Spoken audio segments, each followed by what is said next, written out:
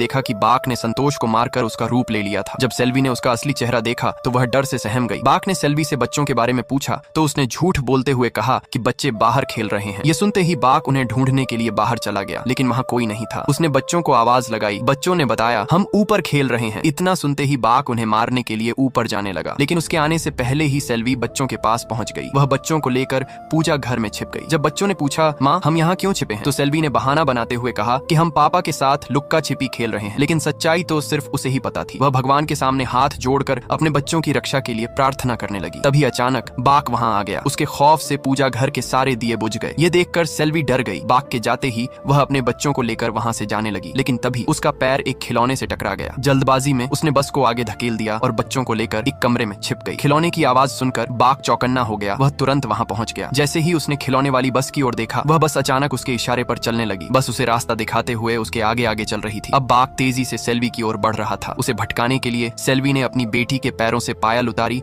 और खिड़की से नीचे गिरा दी। पायल की झनझनाहट सुनते ही बाघ रुक गया। उसने जमीन से पायल उठाई और समझ गया कि सेल्वी ने उसे मूर्ख बनाया है। गुस्से में उसने घर के मुख्य दरवाजे में ताला लगा दिया। यह देखकर सेल्वी घबरा गई। तभी कमरे में उसका फोन बज उठा। सेल्वी दौड़कर उसे बंद करने गई, लेकिन उसे पहले ही बाघ वहां पहुंच गया था। उसका भयानक चेहरा देखकर सेल्वी डर से कांप उठी और भागने लगी। तभी बाघ ने डंडा फेंक कर मारा। डंडा सिर पर लगते ही सेल्वी को चक्कर आने लगा और उसकी आंखों के आगे अंधेरा छाने लगा। बाघ सेल्वी को मारने के लिए उसकी तरफ बढ़ रहा था। क्या सेल्वी बच पाएगी? देखेंगे अगले भाग।